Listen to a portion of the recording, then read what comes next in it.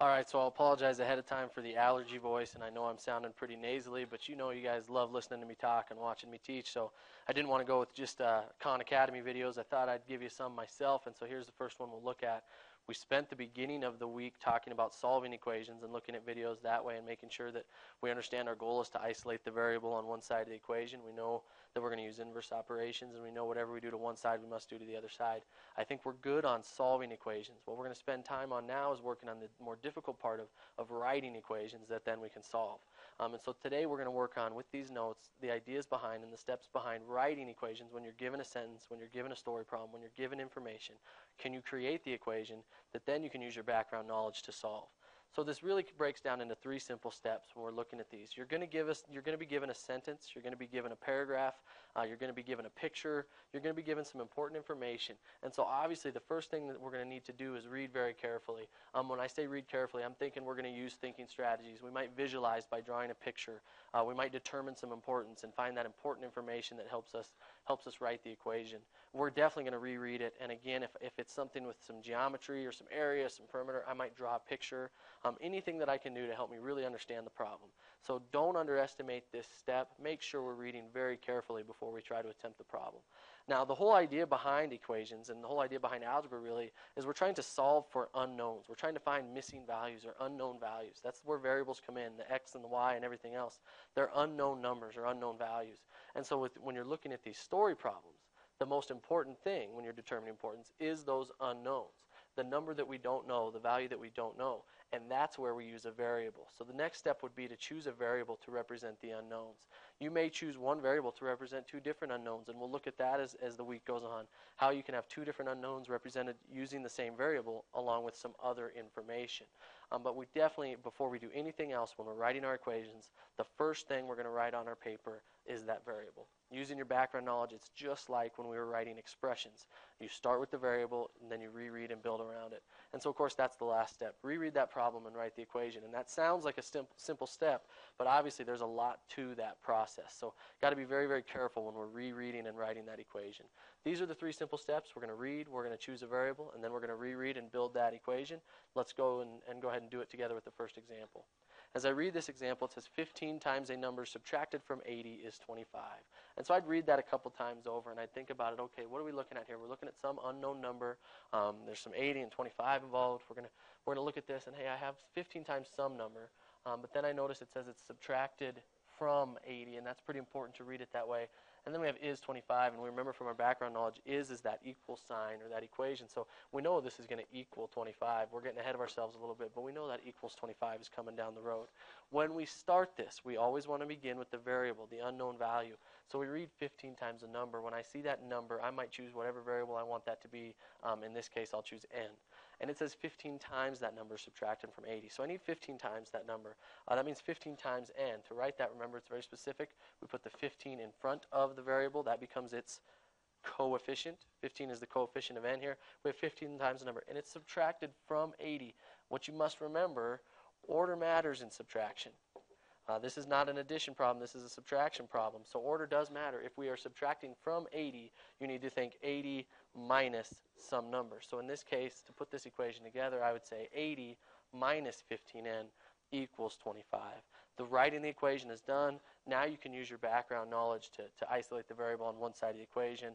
You could use the cover-up method, and you would cover up the variable. You'd say, well, I'm going to subtract 80 first, and you'd go on from there to solve the problem. The main goal that we've accomplished here is the writing the equation. That's the more difficult part in the stuff we're working on today.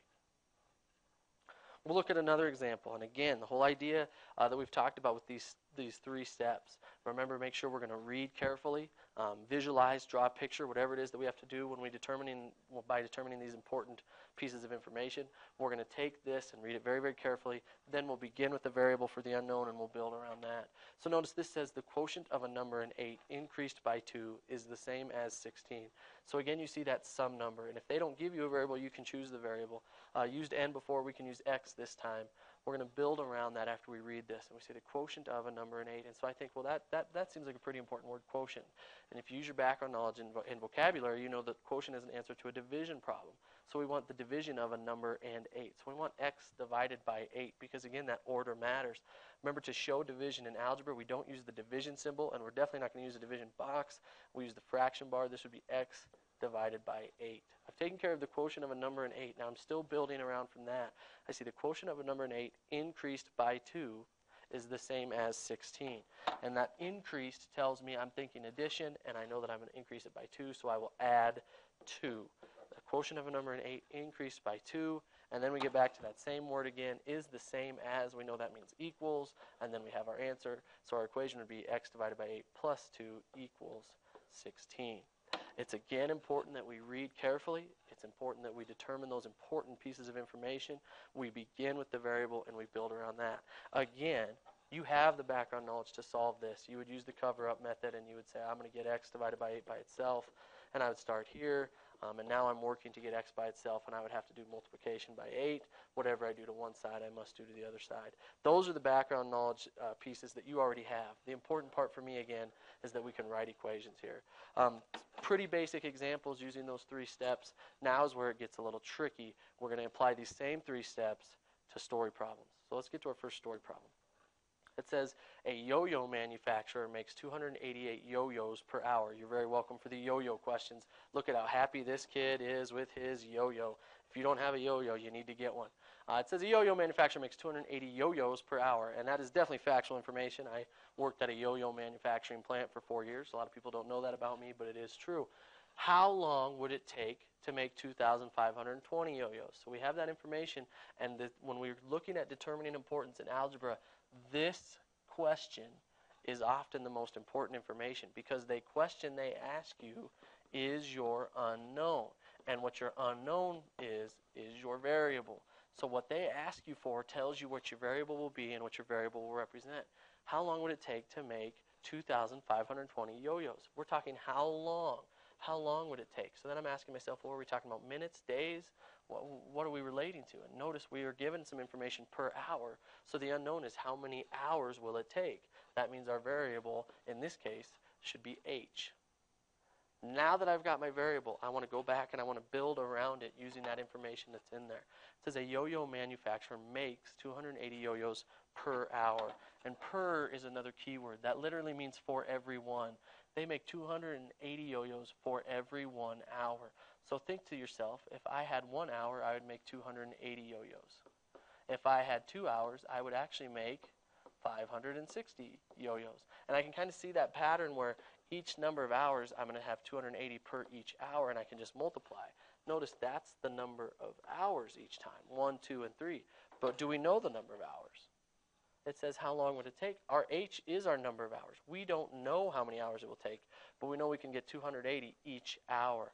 So what that means, when we see per and when we see each, that typically means to multiply. 280 times the number of hours will give us that total number of yo-yos.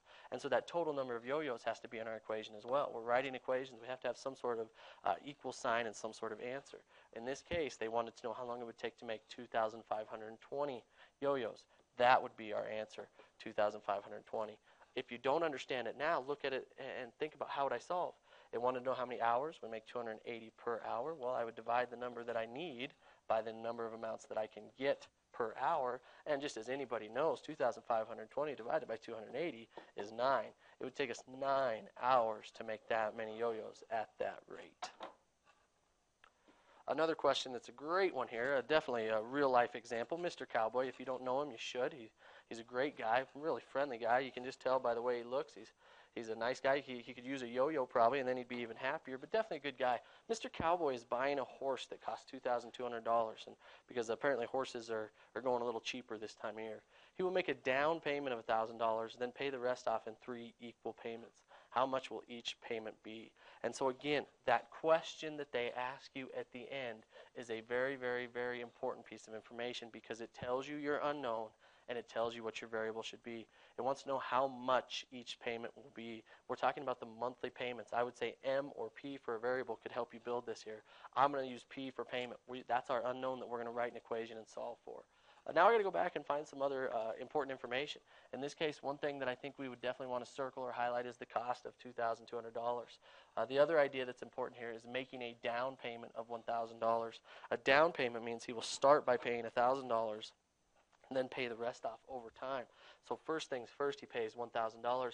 Then he pays the rest off in 3 equal payments. And 3 equal payments is huge for us. And notice there's that payments that ties back into our variable. So how many P's will we have? How many payments will we have? Well, we'll have 3. So I know that this is 3P. That's how many payments he's going to make. Now, that's not all the money he's going to spend on the horse because he also had the down payment.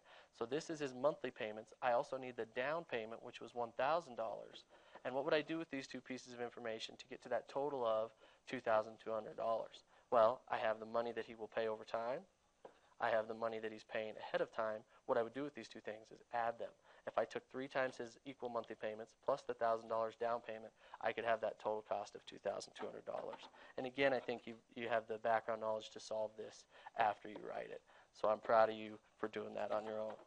Last example we'll get to involves some visualizing, involves some geometry. It says the rectangle below has a perimeter of 56 inches. Write and solve a variable equation to find the missing side length. So in this case, we're looking at the rectangle, and it's already told us that the unknown is this side length. It tells you that it has a length of 20 inches. You can see that right there. We're missing the width. And it tells you that it has a perimeter of 56 inches. Please keep track of this for 2 different reasons. One, we want to know perimeter because that will help us piece together our equation. There's a very specific way that we find perimeter. The other thing is that you see the 56 inches. That's your answer. It has a perimeter of 56 inches. What you need to figure out is how would I find the perimeter using this information and have that equal the 56 inches that is our answer. Well, then I ask myself, well, how do I find the perimeter of a rectangle? And I look on the back of Mr. Bartlett's wall, or I look it up on Google, or I look it up on Wikipedia, whatever the case may be. And I think there's a lot of different ways to find perimeter. One way to do this would be to add the 2 side lengths and then double it. So I would have to put those in parentheses and say 2 times those side lengths added together would equal 56. I could also just add up all the sides. X plus 20 plus X plus 20 would have to equal 56. Then the expectation would be from your background knowledge that you would have to simplify the expression that you have here and simplify your equation, which would give you a total of, if you circled and combined and crossed, you would see that you actually have 2x plus 40 equals 56. And you say, well, Mr. Bartlett, how did 2 different equations work? How could I use this one and still have the same thing? Well, you remind yourself, if I used the distributive property and took whatever's outside the parentheses times each thing inside the parentheses, I would get back to where we have it down here as well with 2x plus 40 equals 56. And again, then you can work it out. You can solve it using your background knowledge, and you can use inverse operations. Whatever you do to one side, you must do to the other side. And you'll isolate the variable x, and you'd end up getting your answer. Making sure to label your answer accordingly and showing your work, you'd see that x has to be 8 inches. That's writing equations. It's not as much solving equations. We're using our background knowledge to help us there. The big part here is remembering 3 key steps. We're going to read every problem very carefully. We're going to use our thinking strategies. I strongly recommend drawing a picture, and I strongly recommend determining importance when it comes to these ideas of writing equations. Now remember, the most important thing that we're going to see in this is actually the question. The question tells you what your variable or unknowns might be.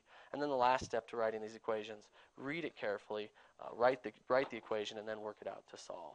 Hope you guys are good to go. If you have any questions, we can use the discussion board or we can talk in class.